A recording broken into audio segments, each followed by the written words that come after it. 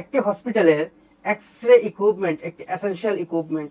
সাধারণত হসপিটালে যে কয়টি ইকুইপমেন্ট আছে এক্স-রে, ইসিজি, আলট্রা ডায়াগনস্টিকের ইমেজিং এর ক্ষেত্রে এই মেশিনগুলোই প্রধান।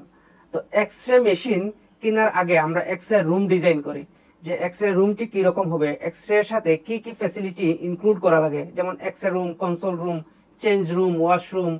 এই চারটি আমরা স্ট্রাকচার ধরে এক্স-রে রুম ডিজাইন করি। কোন রুমের স্পেস কতটুকু হবে এইগুলো আমরা মেজার করি এবং তারপরে এক্স-রে রুম তৈরি করি। তো আজকের ভিডিওতে আমি টেকনিক্যাল ইনফরমেশনগুলো দিব। এখানে একটি মাত্র কনসোল রুম দিয়ে দুই পাশে দুইটি এক্স-রে মেশিন রুম নিয়ন্ত্রণ করা হচ্ছে যাতে আমাদের স্পেসটি সেভ করা যায়। কিন্তু প্রবলেম যেটি হয়েছে, একটি কনসোল রুমের উইন্ডোর সাইজটি খুবই ছোট এবং আরেকটি কনসোল রুমের উইন্ডোর সাইজটি অনেকটু বড়। তো রেডিওলজিস্ট যারা এক্সরে করেন তারা কয়েকটি বিষয় খেয়াল করেন। একটি হলো গিয়ে পেশেন্ট পজিশনিং। ওনারা পেশেন্টটি পজিশন করেন, মেশিনটি পজিশন করেন এবং পরবর্তীতে কনসোল রুমে এসে পেশেন্টকে আবার পুনরায় দেখেন যে পজিশন ঠিক আছে কিনা, তারপরে এক্সপোজ দেন। যেহেতু এটি রেডিয়েশন হ্যাজার্ড আছে, বারবার এক্সরে এক্সপোজ দেওয়া যাবে না, পেশেন্টের অনেক ক্ষতি হবে। সেই জন্য একবারে যাতে কাজটি সম্পন্ন হয় বড় সাইজের উইন্ডো প্রয়োজন। এজ এ বায়োমেডিক্যাল ইঞ্জিনিয়ার আমি সাজেস্ট করব 100x80 সেন্টিমিটারের উইন্ডো অথবা 46x60 সেন্টিমিটারের উইন্ডো। এর চেয়ে বেশি ছোট দিয়ে দিলে কখনোই কমফোর্টলি কাজ করা যাবে না। তাই আমরা ইন্টারন্যাশনাল স্ট্যান্ডার্ড মেনটেন করব এবং ইন্টারন্যাশনাল যে ইকুইপমেন্ট কোম্পানি আছে লাইক সিমেন্স, শিমার্জু, জিই, তারা কোন ধরনের উইন্ডো প্রোভাইড করে ওই স্ট্যান্ডার্ডটি দেখব। আমরা সাধারণত সার্ভিস লাইফে দেখেছি যে এই ধরনের কোম্পানিগুলো অনেক বড় সাইজের উইন্ডো প্রোভাইড করে যাতে কনসোল রুম থেকে মেশিনটি সম্পূর্ণ ভালোভাবে দেখা যায়।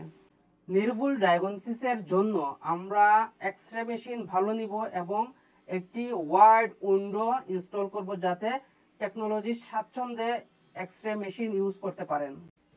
এক্স-রে রুমের ওয়ালের সাইজ কতটুকু হবে, লিড শিট কতটুকু দেওয়া লাগবে, উইন্ডো কত এমএম এর লিড উইন্ডো হবে, এই টোটাল বিষয়গুলো নির্ভর করে মেশিনের উপর। মেশিনটি আমরা সাধারণত বাজারে 300 mA, 500 mA, 800 mA, 1000 mA, 2000 mA এরকম বিভিন্ন ভেরিয়েন্টের পাই। তো 300 এমএর যে এক্স-রে মেশিন, এই মেশিনে যতটুকু রেডিয়েশন দিবে 500 এমএ তার চেয়ে অনেক বেটার দিবে, 800 এমএ তার চেয়ে আরো অনেক বেটার দিবে। তো এর উপর নির্ভর করে আমরা ওয়ালের থিকনেস কিরকম ওয়াল করব, কিরকম ফ্লোরিং করব, কিরকম লিড শিট ইনস্টল করব, কিরকম ডোর ইনস্টল করব, টোটাল প্রসেসটা আমরা ক্যালকুলেট করি মেশিনের উপর। তাই এক্স-রে রুম ডিজাইনের ক্ষেত্রে অবশ্যই একজন বায়োমেডিক্যাল ইঞ্জিনিয়ার দিয়ে যাচাই করে নেবেন যে কোন কোন ফ্যাসিলিটি উল্লেখ থাকবে, কোন কোন ফ্যাসিলিটিগুলো আমরা আগে থেকেই চিন্তা করে মেশিনের জন্য রুমগুলো তৈরি করব এবং আমরা কোন কোন কেসের জন্য কোন ধরনের মেশিনগুলো নিব। টোটালটি একটি প্ল্যান করে যদি একটি হসপিটালের এক্স-রে রুম ডিজাইন করি তাহলে পরবর্তীতে আবার রিকনস্ট্রাকশন করা লাগবে না, বিভিন্ন ধরনের এক্সট্রা যে কাজগুলো করা লাগে ভাঙ্গাচোরা এই কাজগুলো করা লাগবে না। তাই একবারে আমরা যদি কাজ শেষ করতে চাই অবশ্যই একটি প্ল্যান ওয়াইজ একটি হসপিটাল তৈরি করার জন্য টোটাল সিস্টেমটি একজন ইঞ্জিনিয়ার দিয়ে ভেরিফাই করে তারপরে আমরা কনস্ট্রাকশন কাজ শুরু করব।